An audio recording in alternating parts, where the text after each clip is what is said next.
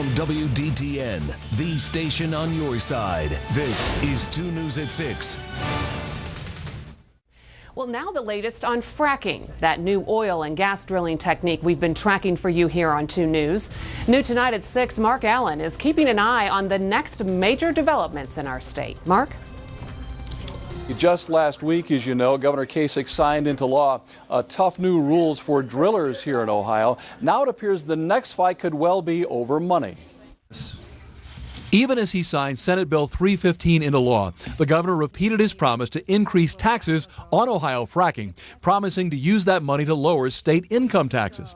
But Dave Hill of the Ohio Oil and Gas Association says drillers are already tapped out. In 2010, we doubled the severance tax on oil, what we paid prior to 2010 under Senate Bill 165.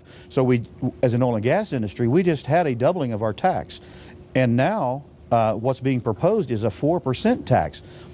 What people need to realize is the severance tax is not a tax on the profit. It is a gross receipts tax. It's 4% right off the top. Hill was in town to address the Dayton Chamber of Commerce and to answer concerns about the new mining technique. Among them, the fear that Ohio could become a dumping ground for fracking byproducts. Nothing could be further from the truth. These volumes are very minute.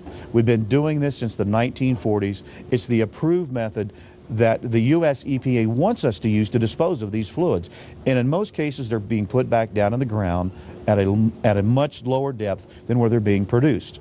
Hill says fracking in Ohio could produce not just oil and gas, but 200,000 new jobs in the next 4 years and more than $1 billion in additional tax revenue that would solve the governor's problem, unless, he says, the industry is taxed into going elsewhere. The people of Ohio should feel very comfortable in the fact that we now have some of the toughest regulations in the United States as it pertains to well construction, frac disclosure, and protecting the groundwater. The state's taking it very seriously, and as oil and gas, at the Ohio Oil and Gas Association, we're taking it very serious. Now, Republicans in the Ohio House said they plan to revisit the governor's tax plan after the election, but before the session ends in December, setting up a likely fight now between lawmakers, the governor, and the oil and gas industry itself. And of course, we will keep you posted. Reporting live, I'm Mark Allen, 2 News.